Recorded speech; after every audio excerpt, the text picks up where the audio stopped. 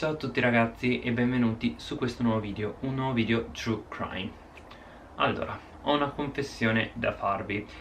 In realtà io ho deciso di iniziare a trattare di crimini sul Giappone e sulla Corea, ma il caso di cui ho sempre voluto parlare è quello che affronterò in questo video.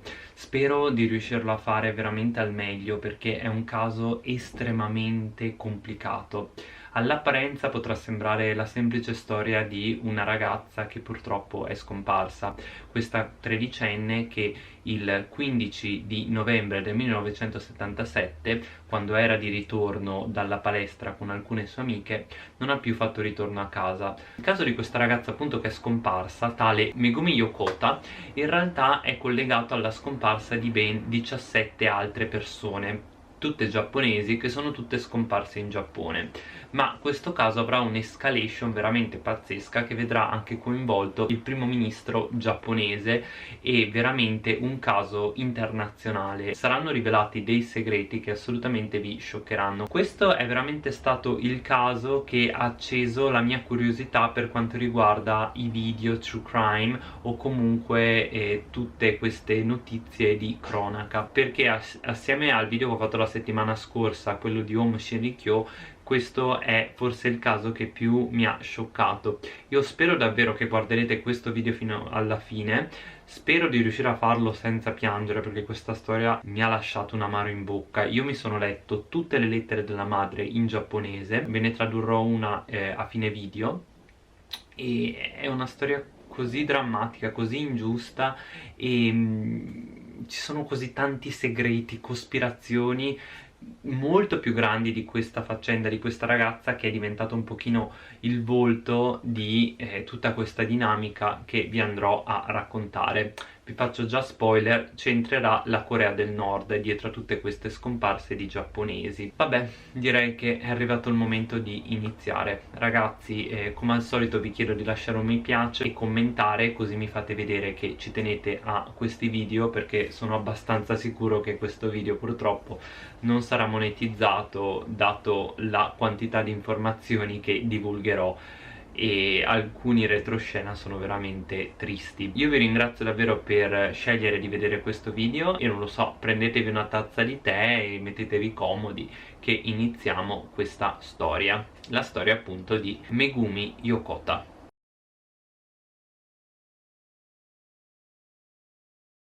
Megumi Yokota nasce a Nagoya e è la più grande di 3 fratelli.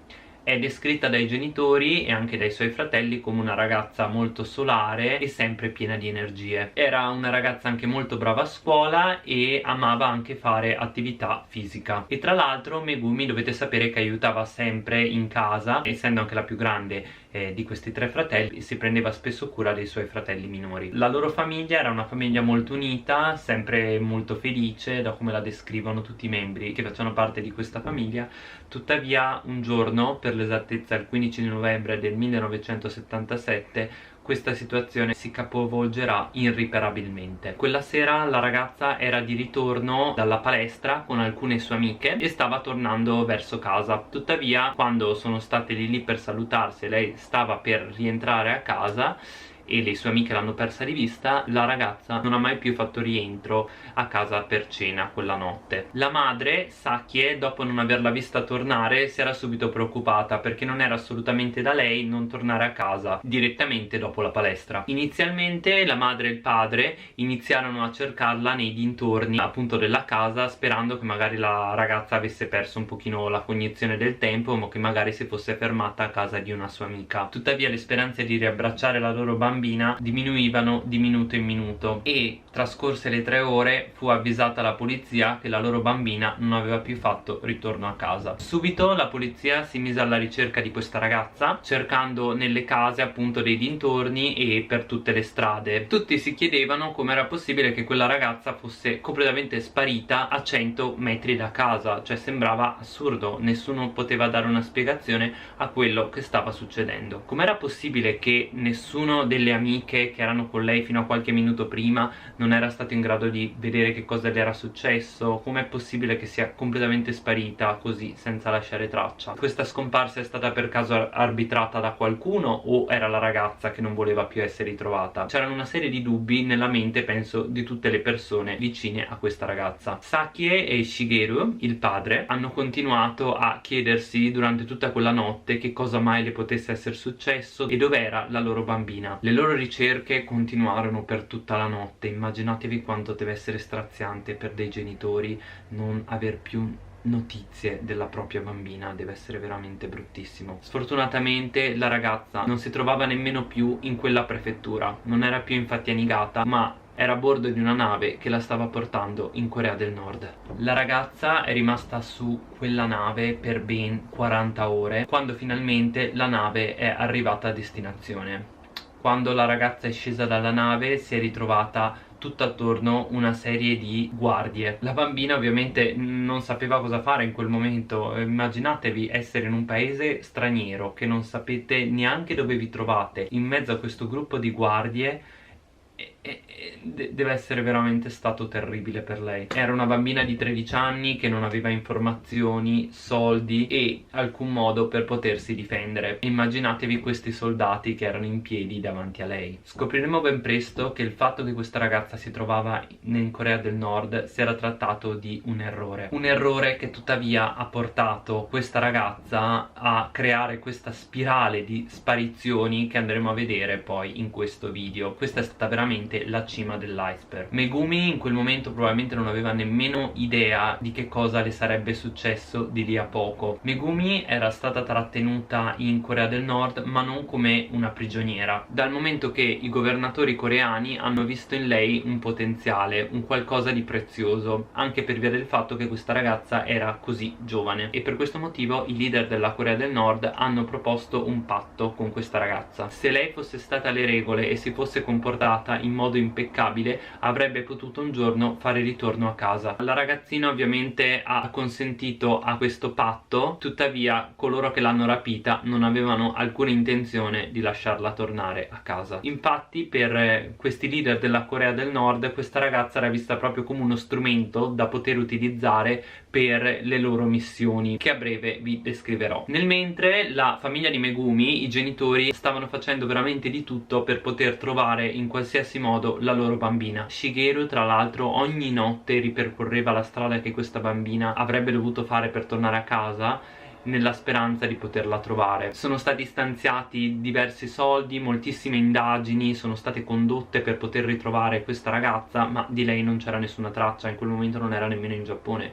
Gli altri due bambini di questa famiglia non potevano più uscire senza una supervisione da parte di qualche adulto, perché immaginatevi, la paura più grande di questi genitori era di perdere magari un altro dei loro figli. I genitori rifiutavano categoricamente l'idea che la loro piccola avesse perso la vita e anzi posero tutta la loro attenzione e tentativi di ritrovarla. Sono andati spesso in televisione, alla radio, un pochino un po' su tutti i media per parlare di questa storia, dicendo che sono ancora alla ricerca della loro bambina per cercare un qualsiasi indizio per poterla ritrovare. La cosa più terribile di questa storia tuttavia è che Megumi non sarà l'ultima vittima di questa operazione arbitrata dalla Corea del Nord, anzi sarà soltanto l'inizio.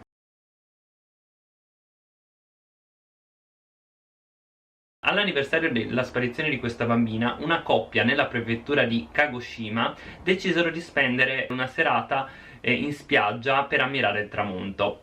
La 24enne Rumiko Matsumoto e il suo fidanzato Suichi Isakawa. Il giorno seguente tuttavia della coppia non c'era nessuna traccia. La polizia è riuscita soltanto a ritrovare la vettura, al cui interno c'era anche il portafoglio della 24enne. In quel momento nessuno aveva collegato la sparizione di questa coppia con il caso di Megumi, anche perché potete capire questa coppia era comunque più grande d'età rispetto a Megumi, e tra l'altro l'altro questa sparizione era avvenuta a Kagoshima, che è estremamente distante dalla prefettura di Niigata. Le ipotesi della polizia erano inizialmente che probabilmente la coppia era o affogata o magari aveva deciso di andarsene e di sparire senza lasciare traccia e vivere una vita lontana dalle loro famiglie. I genitori tuttavia non credettero a questa ipotesi della polizia, dal momento che erano entrambe due famiglie felici, avevano un buonissimo rapporto con i genitori e secondo loro i loro figli non se ne sarebbero mai andati via in questo modo. Tra l'altro la madre di Rumiko ha anche detto che comunque la sua figlia non se ne sarebbe mai andata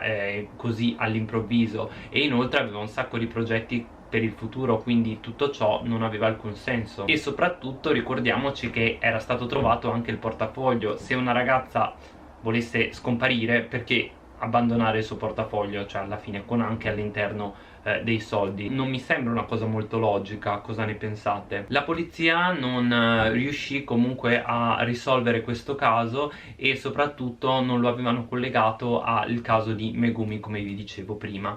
Tuttavia negli anni a seguire ci furono una serie lunghissima di sparizioni avvenute un pochino ovunque in Giappone, per un totale di ben 17 persone. Yusushi Chimura, Fukie Hamamoto, che sono stati ritrovati a Obama Fukui, poi Yutaka Kume nella prefettura di Ishikawa, poi abbiamo Yaeko Taguchi, Tokyo. Ricordatevi lei perché sarà estremamente importante, perché tornerà di nuovo quando parlerò di questo caso. È scomparso anche Yukiko Okudo a Niigata, Tadaaki Hara nella prefettura di Misaki, eccetera eccetera. Diciamo che tutte queste scomparse erano avvenute comunque tra il 1977 e il 1980 e ce ne furono altre appunto per un totale di 17 persone. Per più di decenni tuttavia nessuno aveva mai collegato tutte queste sparizioni tra loro, e quello che succederà sarà veramente uno shock per la nazione che terrorizzerà praticamente tutti, e ci saranno poi una serie di pressioni che saranno fatte anche al governo, perché è veramente un caso assolutamente assurdo. E ragazzi, dovete sapere che in tutto questo periodo comunque ci sono stati una serie di report che sono stati fatti alla polizia di tentativi di rapimenti e di miracolose fughe che sono state compiute appunto da varie persone in Giappone in quel momento. Era veramente un periodo di terrore, perché voi immaginatevi, stanno scomparendo tutte queste persone un pochino a random in tutto il Giappone. Immaginatevi la paura anche di uscire per le strade. È una storia veramente spaventosa. Man mano che questi casi avvenivano iniziava a essere palese che probabilmente c'era qualcosa sotto, perché troppe persone stavano scomparendo un pochino in tutto il Giappone, quindi capite che la gente ha iniziato un filino ad allarmarsi. E la verità ha iniziato a emergere nel 1987, ben 10 anni dopo la sparizione di Megumi.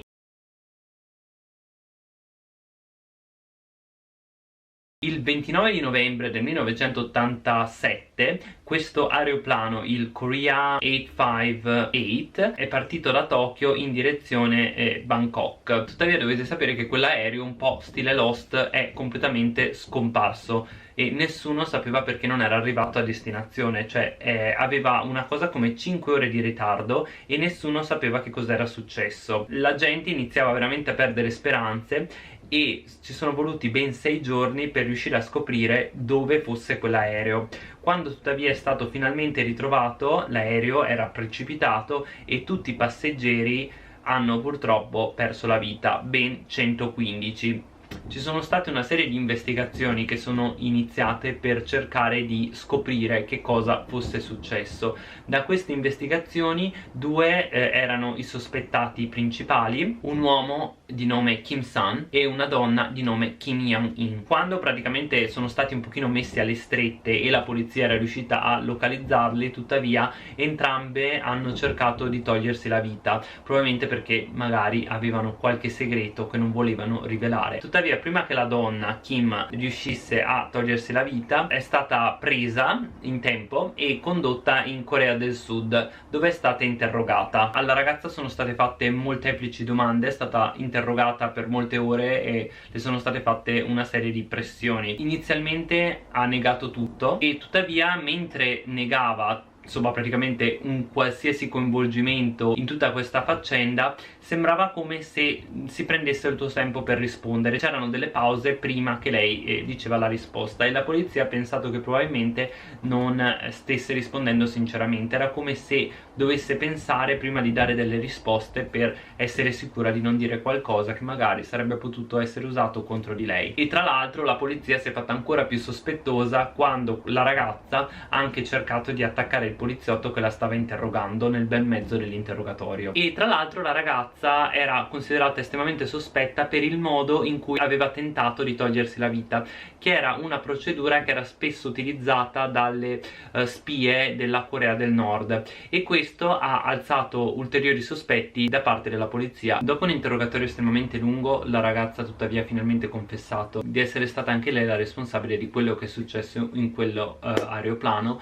Infatti lei, insieme a un altro gruppo comunque di persone, hanno messo questa bomba all'interno di questo aereo, che è esplosa 8 ore più tardi. Come potrete immaginare, l'intero mondo era scioccato nel sentire questa notizia e la gente chiedeva giustizia. La ragazza è stata sentenziata con la pena di morte, tuttavia questo non sarà la fine della sua storia. Infatti quello che la ragazza ha rivelato in questo interrogatorio è che era stato fatto il lavaggio del cervello da parte appunto di questi agenti della Corea del Nord, e che era stata utilizzata come uno strumento per le loro missioni. E ragazzi, il motivo per cui ho dovuto farvi tutta questa storia, che ve l'ho introdotta a metà video, magari molti di voi si staranno chiedendo ma come mai mi hai introdotto questa storia così a metà video, e avevo veramente bisogno di darvi tutte queste informazioni per far sì che questa storia avesse un senso. Molte persone, quando hanno sentito le testimonianze di questa donna emerse in questo interrogatorio, hanno dubitato della veridicità delle affermazioni che stava facendo, anche perché chi se l'aspetterebbe che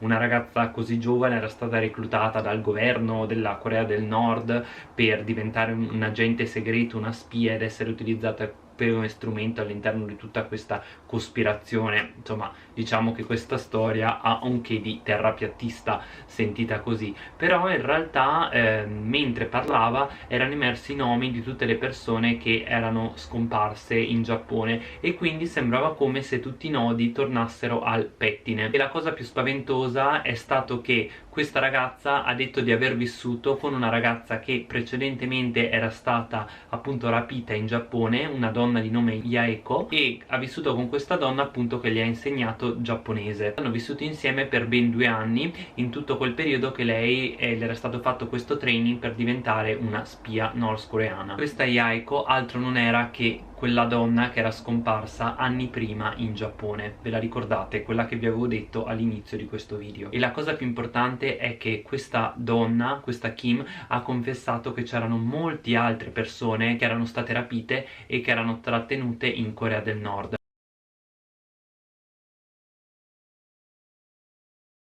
Potete immaginare come la situazione era alquanto strana, cioè assolutamente assurda. Questa ragazza aveva detto che tutte queste persone, che ormai da 10 anni erano considerate scomparse, in realtà erano ancora in vita e si trovavano in Corea del Nord, trattenute contro la loro volontà. Ovviamente ci furono una serie di pressioni governative da parte del Giappone per quanto riguarda appunto la Corea del Nord, per ammettere appunto di aver rapito tutte queste persone e in qualche modo di poterle riscattare. Tuttavia la Corea del Nord in tutta questa faccenda ha assolutamente negato tutte queste accuse. E ragazzi, per quanto questa questione possa sembrare così assurda, la situazione è rimasta questa, senza nessuna evoluzione, per altri 10 anni, fino appunto al 1997. Nel gennaio del 1997 infatti i genitori di questa Megumi sono stati contattati al telefono. La famiglia in tutto questo periodo non aveva mai smesso di cercare la loro figlia, benché erano passati 20 anni, ormai la figlia avrebbe dovuto avere quasi 35 anni comunque, e in ogni caso appunto i genitori e anche i fratelli hanno continuato a cercarla, e quella telefonata è stata veramente fondamentale. Questo uomo al telefono ha detto alla famiglia che la loro figlia era ancora in vita. Immaginatevi la sensazione che hanno potuto provare i genitori a 20 anni da quando la vostra figlia è scomparsa. Qualcuno vi chiama al telefono e vi dice che vostra figlia è ancora in vita e si trova in Corea del Nord. I genitori avevano paura che si potesse trattare di un prank, di qualcosa del genere, uno scherzo di cattivo gusto. Tuttavia penso che questa telefonata sicuramente abbia in qualche modo riacceso, almeno in parte, delle speranze nel cuore e nella mente dei genitori e dei fratelli di questa Megumi. Durante la telefonata questo uomo ha detto che la ragazza Megumi si era sposata e da questo matrimonio aveva avuto una figlia, e ha detto che benché volesse contattare i suoi genitori non ne aveva la possibilità, dal momento che aveva paura appunto anche per la sorte della propria figlia. Comunque voi vi trovate in Corea del Nord sotto questo regime totalitario con una figlia, e se per caso magari questa Megumi avesse cercato di contattare i propri genitori, probabilmente sarebbe stata additata come traditrice e chissà che sorte le sarebbe trattata a lei o magari al marito o alla figlia. E questo è stato abbastanza comunque per ulteriori richieste da parte dei genitori, per delle azioni attive da parte del governo nel tentare appunto di riavere la propria figlia indietro, e questo comunque ha riaperto il caso. Ci sono state ulteriori nuove investigazioni e tentativi di riportare questa ragazza, o meglio donna, a casa. E ragazzi, questo forse è stato un momento veramente di grande cambiamento, perché voi dovete capire che nel 1997 erano passati 20 anni dal 1977 e diciamo che le tecnologie erano cambiate, internet comunque era sempre più presente e quindi casi del genere era sempre più difficile tenerli nell'ombra, perché la gente parlava probabilmente su internet di questi fatti, c'erano articoli, era possibile reperire informazioni, e tutto il Giappone, vi assicuro, se voi andate a leggere qualche vecchio database, si era interessato a questo caso.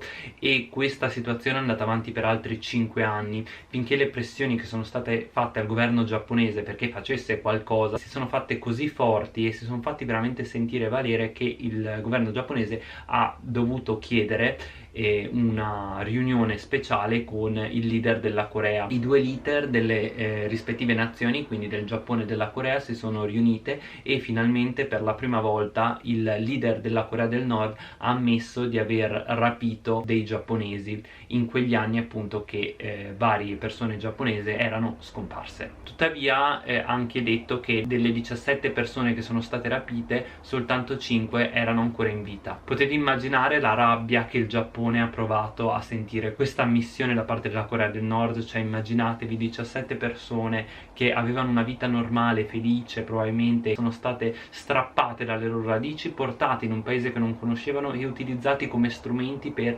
qualche missione politica. E voi immaginatevi che dopo 20 anni che sono successi questi crimini e la Corea del Nord era al corrente di tutta questa faccenda, ha continuato a mentire e a negare del fatto che queste persone erano trattenute in Giappone. Immaginatevi come si è potuta sentire questa famiglia. Io davvero non ho parole. E qua è stato quando il leader ha anche ammesso che Megumi è stata presa per errore. In realtà questi agenti segreti rapivano delle persone giapponesi che erano sui 20 anni. Megumi invece era una tredicenne, quindi è stata rapita assolutamente per un errore da parte di questi agenti. Io vorrei dire, scusa, rapire una teenager è bruttissimo, però non è che rapire dei ventenni sia tanto meglio, E in ogni caso il leader ha anche detto che ha giustiziato le persone che hanno erroneamente rapito questa teenager. I genitori volevano soltanto riavere la loro figlia, non gli interessavano le motivazioni dietro a questo rapimento, volevano solo sapere dove si trovasse la loro figlia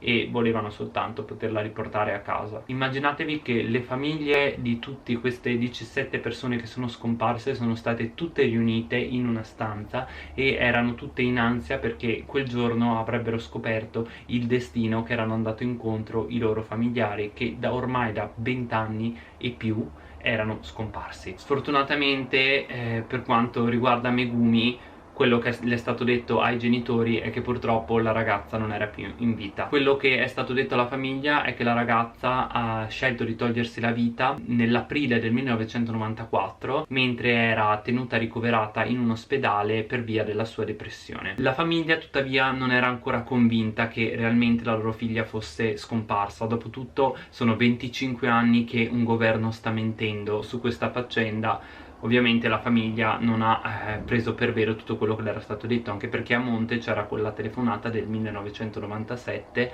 che diceva che in realtà la loro figlia era ancora viva, che si era sposata e che aveva una figlia. La famiglia chiedeva soltanto di poter sapere la verità. Nel 2004 tuttavia ci fu un ulteriore sviluppo in questa faccenda, perché la Corea del Nord spedì le ceneri di Megumi. Tuttavia da delle analisi del DNA è emerso che in realtà quelle ceneri non appartenevano a Megumi. Tra l'altro che fortuna che è stato possibile condurre queste analisi del DNA, dal momento che era stato, diciamo, tenuto un campione del DNA di questa bambina negli ospedali comunque giapponesi, e quindi hanno potuto scoprire che in realtà quelle ceneri non appartenevano a questa ragazza. Tra l'altro non sapevo che si potevano analizzare le ceneri per scoprire il DNA, questa è una cosa che ho scoperto così grazie a questo caso.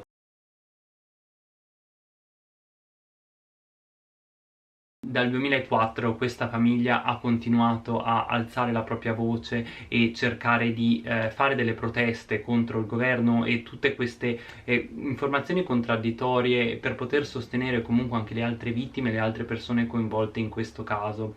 Qua non lo so perché, ma questa foto si fa proprio vedere la determinazione di questa famiglia. Non so perché, ma solo a me questa foto ha comunicato così tanto. Non lo so, lo sguardo di questa madre sembra proprio lo sguardo di una madre che vuole scoprire la verità e vuole riavere sua figlia, perché voi immaginatevi che situazione che ha dovuto vivere. Ragazzi, questa storia è stata veramente una storia che si è continuato a discutere durante gli anni e gli anni. Io mi ricordo che appena arrivato in Giappone l'avevo già sentito parlare, ma siccome questa storia è così complessa, così strana, così misteriosa, ancora tutt'oggi mi capita ogni tanto di parlarne con alcuni amici giapponesi. E ragazzi, qua ci sono una serie di teorie dietro il destino che è capitato a questa ragazza, e è incredibile come ci siano addirittura delle prove che mostrano come la Corea del Nord stesse mentendo. Insomma, il fatto che siano state mandate delle ceneri che, come è emerso dai test del DNA, non appartenevano a questa Megumi è assolutamente assurdo. Cioè è incredibile che un governo possa compiere degli atti del genere e nessuno dica niente o nessuno li possa fermare. Veramente questa storia mi fa veramente arrabbiare. Alcuni sospettano che questa ragazza in realtà sia ancora in Corea, e il motivo per cui hanno detto che è deceduta è perché ormai sa troppo. Cioè questa ragazza è rimasta in Corea la maggior parte della sua vita, per più di comunque 30 anni adesso, quindi cioè immaginatevi le cose che magari ha potuto scoprire del governo. Quindi se fosse riportata in Giappone potrebbe essere veramente pericoloso per quanto riguarda la reputazione della Corea. In ogni caso la maggior parte delle persone di cui ho parlato di questo caso sostengono che Megumi in realtà sia ancora viva, e questa è un po', forse è la speranza un po' di tutti i giapponesi. I genitori hanno continuato a combattere, a raccontare la loro storia per più di 40 anni un po' in tutto il mondo, e davvero questo ti fa capire l'amore che c'è dietro a questi genitori. E ragazzi, ci sono ancora degli aggiornamenti per quanto riguarda questo caso. La polizia ancora sta conducendo indagini per poter arrivare al nocciolo di questa faccenda. Anche nel 2017 c'è stato un nuovo aggiornamento. In un'intervista con una persona nordcoreana, questa persona ha testimoniato che in realtà Megumi era ancora in vita, appunto con questa intervista del Japan Today. Ve la lascio in descrizione. E ragazzi, dovete sapere che la famiglia nel 2014, i genitori, si sono recati in Mongolia per incontrare una persona che non avevano mai incontrato prima d'ora, e immaginatevi chi è. La storia penso che vi lascerà scioccati quando ve lo dico. Hanno incontrato infatti la figlia di Megumi, di nome Kim Yoon-hayan, che aveva 26 anni e a sua volta aveva anche lei una figlia, e quindi sono riusciti a incontrare la loro nipote e la figlia della loro nipote. Cioè spero che questo sia stato comunque un motivo di gioia per i genitori in qualche modo, anche se non hanno potuto vedere la loro figlia, hanno potuto vedere comunque la figlia della loro figlia. Cioè in qualche modo sono molto felice che sia successo ciò. Tra l'altro di questa storia se ne è parlato anche nel 2017 durante un intervento di Donald Trump, nel quale appunto si discuteva la relazione degli Stati Uniti con la Corea del Nord. Vi lascio qua una clip. Nerve agents in an international airport. We know it kidnapped a sweet 13-year-old Japanese girl from a beach in her own country to enslave her as a language tutor for North Korea's spies. If this is not twisted enough, now North Korea's... Questo veramente ti può far capire quanto questa ragazza di Nagoya abbia avuto un impatto così forte sia sulle persone giapponesi sia a livello globale. Il 1° tuttavia dell'anno scorso il padre è morto all'età di 86 anni. Quando la sua vita si è spenta era assieme alla moglie e ai 2 figli e aveva con lui anche una foto incorniciata della sua figlia Megumi. La madre Saki continua ancora oggi a parlare di questo caso e ha scritto anche una serie di lettere a Megumi. In alcune mostra la sua frustrazione per tutto quello che ha dovuto andare incontro, in altre mostra soltanto il suo essere madre, una madre a cui la propria figlia è stata sottratta. Mi piacerebbe finire questo video condividendovi una di queste lettere. Spero che vi possa toccare il cuore come ha toccato me. Io ragazzi questa lettera l'ho letta in giapponese, però ho cercato di farvi una traduzione in italiano che spero riuscirà a trasmettervi il messaggio che questa madre voleva comunicare alla propria figlia. Mia cara Megumi, un altro anno è passato e un nuovo anno è arrivato senza poterti salvare. Da quando tuo padre è stato chiamato in cielo l'anno scorso, il tempo è passato così in fretta. Il 4 febbraio ho compiuto 85 anni. Ora la pandemia di coronavirus si sta diffondendo in tutto il mondo e non c'è una visione chiara su come risolvere la questione del rapimento. Mi sento frustrata e arrabbiata, ma continuo a perseverare, pregando e cercando che tutte le vittime dei rapimenti torneranno un giorno nel loro paese. Natale e Capodanno sono arrivati e se ne sono andati di nuovo. La nostra casa era sempre così vivace quando eri qui. Ogni anno era una nuova rinascita, mentre ora mi ritrovo spesso a passare del tempo da sola, guardando indietro alla mia vita e osservando i movimenti del mondo. Rifletto sempre sulla stessa cosa. Perché Megumi e gli altri sono stati portati via? Perché non posso salvare la mia figlia dopo tutto questo tempo? Le domande si ripetono nella mia mente per sempre, senza riuscire a trovare una risposta. Dalla fine dell'anno scorso il mio unico contatto con le altre persone è per telefono e per email. Non ho potuto mandare nessun biglietto d'auguri per il nuovo anno, da quando tuo padre è morto. Il tempo mi è scivolato tra le dita. Il Giappone ha affrontato un inverno molto freddo, ma le condizioni che tu e gli altri rapiti avete affrontato in Corea del Nord sono state molto più dure e mi spezza il cuore anche solo immaginarlo. Il movement per salvarvi ha fatto dei grandi passi avanti, sostenuto dalla determinazione delle famiglie e del popolo giapponese e da molti altri in tutto il mondo che continuano a pregare per una soluzione. Ma non c'è una soluzione finché ogni singola vittima di questo rapimento non sarà riportata a casa. Il tempo non fa discriminazioni, tutti invecchiamo e ci indeboliamo, il tempo scorre velocemente mentre aspettiamo il giorno della nostra riunione con voi e gli altri. Ragazzi, non so che altro dire, spero che questo video vi sia piaciuto, spero davvero che questa Megumi un giorno potrà tornare in Giappone. Io vi ringrazio davvero per aver scelto di essere qui con me e vedere questo video. Spero davvero di essere riuscito a fare in qualche modo giustizia a questa storia, perché era una storia veramente complicata. Forse non sono abbastanza bravo per fare dei video del genere, però ho cercato in qualche modo di raccontarvi questa storia che ha sconvolto l'intero Giappone e ci ha lasciato con tanti dubbi, tante domande e tantissima rabbia e tristezza. A me spiace davvero quello che questa famiglia, questi genitori sono dovuti andare incontro e spero che casi del genere non succedano mai più. Io vi lascio, vi mando un grosso saluto e noi ci vediamo al prossimo video. Ciao e grazie mille.